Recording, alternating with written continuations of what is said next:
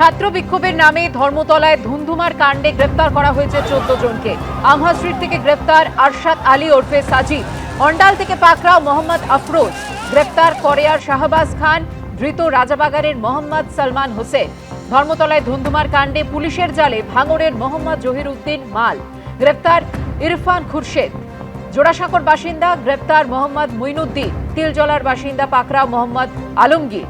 ইমরান আহমেদ খালিল রেজা ওরফে রিঙ্কু। জমির আহমেদ ওরফে মিঙ্কু বেনিয়াপুকুরের বাসিন্দা। গ্রেফতার মহসিন খান। দীপক ভৌমিক ওরফে ভিকি করেয়ার বাসিন্দা। পুলিশের জালে মোহাম্মদ আজাদ গার্ডেন ব্রিজের বাসিন্দা।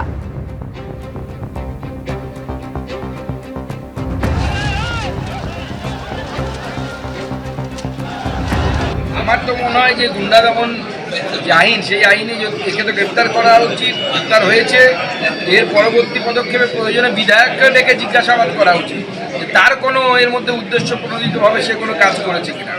এবং এই ধরনের আফরোজ হোক বা অন্য কেউ হোক, তাদের কোমর ভাঙার চেষ্টা করা উচিত। আইন হাতে তুলে নিয়ে ওরা মমতা বন্দ্যোপাধ্যায়ের আমলে হতো অ্যাপিসমেন্টের পলিটিক্স ছিল, তোষণের পলিটিক্স ছিল, তোষণের রাজ্য সরকার ছিল।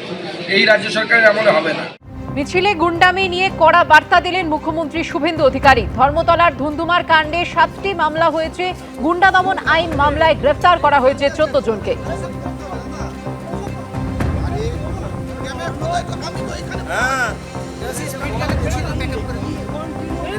আমাদের মিছিল ছিল না ওখানে, ওই যে আপনাদের যারা সেলফ ডিক্লেয়ার ককরোচ পার্টি তাদের এই মিছিল ছিল, পরে বামেরা যুক্ত হয়।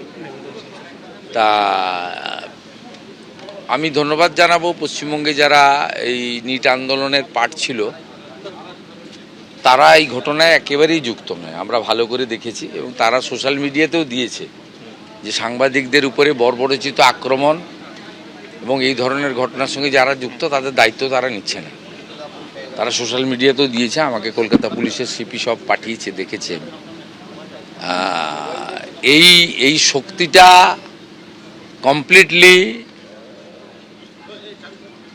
বিদেশি শক্তিদের দ্বারা মদতপুষ্ট হতে পারে, তদন্তকারীরা বলতে পারবেন।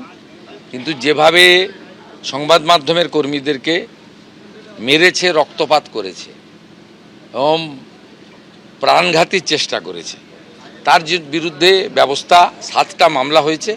সব মামলা কিন্তু রিপোর্টাররা করেছেন। পুলিশ 2-1টা সুমোটো মামলা করেছে, কিন্তু রিপোর্টাররাই এগিয়ে এসে করেছেন। এই প্রথম পশ্চিমবাংলায় রিপোর্টাররা বছরের পর বছর ধরে আক্রান্ত হয়েছে। 23-এর পঞ্চায়েত ভোটে কি অবস্থা হয়েছে আপনারা দেখেছেন, 22-এর পুরো ভোটে কি হয়েছে, ভাঙড়ে কিভাবে পিটানো হয়েছে, সন্দেশখালিতে পিটানো হয়েছে, অভয়া আন্দোলন, আরজিকর আন্দোলনে কিভাবে মার খেয়েছে রিপোর্টাররা, কিভাবে রক্তপাত হয়েছে। না প্রেস ক্লাব কোনো ভূমিকা নিয়েছে, না তদানীন্তন মুখ্যমন্ত্রী বা পুলিশ কোনো ভূমিকা নিয়েছে, না কেউ গ্রেপ্তার হয়েছে। কিন্তু এবারে আপনারা দেখেছেন, আমরা গণতন্ত্রের 4র্থ স্তম্ভ শুধু ভাষণে বলি না, কাজও করি। আমি তৎক্ষণাৎ পিজিতে ছুটে গেছি এবং রিপোর্টাররা সাহস পেয়েছে, তারা এগিয়ে এসে এফআইআর করেছে, মেডিকেল করেছে। গ্রেপ্তার হয়েছে 14 জন। যাদের ভিডিওতে দেখা গেছে তারা গ্রেপ্তার হয়েছে। এদের সঙ্গে ককরোচ পার্টি, নিট আন্দোলনের কোনো সম্পর্ক নেই। এরা কেউ ছাত্র নয়, এরা কমপ্লিটলি জামাতি, মৌলবাদী এবং ভারতবর্ষকে দুর্বল করতে চায়, অশান্তি করতে চায়। আর গত 10 সপ্তাহব্যাপী যে বিজেপি রাষ্ট্রবাদী সরকার চলছে, তারা যে সিদ্ধান্তগুলো আইন কার্যকর করার ক্ষেত্রে নিয়েছে, সেই যন্ত্রণা থেকে এই অসভ্যতামিটা এরা করছে। এই খারিজি মাদ্রাসা তার রেজিস্ট্রেশন নিয়ে তদন্ত হচ্ছে, এদের রাগ আছে। অবৈধ ওবিসি সার্টিফিকেট পেয়েছিল, হাইকোর্ট বাতিল করেছিল, আমরা কার্যকর করেছি, রাগ আছে। 1950 সালে পশু হত্যা আইন কার্যকর হয়েছে, রাগ আছে। আপনার আমাদের সাউন্ড পলিউশন নিয়ে আমরা কিছু বিধি নিয়েছি, এদের রাগ আছে। এই লোকেরা এইসব করতে এখানে এসেছে। প্রধানমন্ত্রীর ছবিতে লাথি মারা, মুখ্যমন্ত্রীর ছবিতে লাথি মারা, প্রধানমন্ত্রীকে ব্যক্তিগতভাবে যে ছবি মানে চোখে দেখা যায় না, এটা আন্দোলন নাকি? আর দিল্লিতে তো ওরা অ্যালাউ করেনি, বা অন্য জায়গায়। আজাদি আজাদি কি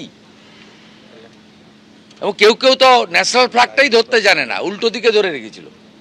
এরা কেউ আন্দোলনের লোক নয়, ছাত্র নয়, এরা গুন্ডা দমন আইনে ব্যবস্থা হবে। গতকাল বিধানসভায় যা বলেছি ওটাই ফাইনাল। 26 এক্সামিনেশন বিল পাস হতে চলেছে লোকসভায়, তাতে প্রশ্ন ফাঁস সংক্রান্ত যে এই এত ঘটনা ঘটছে, শাস্তি জরিমানা উভয়ই হবে, কড়া বিল আনছে কেন্দ্রীয় সরকার। সোমবার পেশ হবে এই বিল লোকসভায়। দেখুন, নরেন্দ্র মোদীজি বরাবর এসব বিষয়ে জিরো টলারেন্সের নীতি নিয়ে চলেন এবং আন্দোলনকারীরা তার প্রতি আস্থা রেখেছেন এবং তিনি ব্যবস্থা নিচ্ছেন এবং গোটা দেশবাসীর আস্থা আছে এবং তিনি শুধু বিল আনা নয়, কার্যকর করার ক্ষেত্রেও ফাস্ট ট্র্যাকের কথা বলেছেন। বাকি বিস্তারিত বিলে আমরা জানতে পারবো। বিল প্লেসের আগে, অনুমোদনের আগে এর থেকে বেশি কিছু বলা কোনো মুখ্যমন্ত্রী উচিত নয়। তৃণমূল কংগ্রেস তো জামাতিদের পার্টি, সবাই জানে। অর্থাৎ জামাতিদের সঙ্গে যোগ থাকবে, এটা স্বাভাবিক। এদের বন্দে মাতরম গাইতেও অসুবিধা, যদিও আমরা বাধ্য করাচ্ছি। জাতীয় সঙ্গীত গাইতেও অসুবিধা, 26শে জানুয়ারি হোক 15ই আগস্ট পালন করতে এদের অসুবিধা হয়। আইনের শাসনের মধ্য দিয়ে গুন্ডাদের দমন আমরা করব, আর বাক স্বাধীনতা, গণতান্ত্রিক স্বাধীনতা প্রত্যেকের থাকবে। যে কেউ তার স্বাধীন মত প্রকাশ করতে পারে।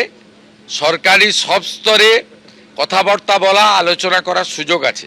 কিন্তু এই যে শক্তি যারা সাংবাদিকদের বেছে বেছে পিটিয়েছে, নির্দয়ভাবে পিটিয়েছে, খুন করার জন্য পিটিয়েছে, এদেরকে গুন্ডা দমন আইনেই সাজা দেওয়ার ব্যবস্থা হবে। এবিপি আনন্দ, এগিয়ে থাকে, এগিয়ে রাখে।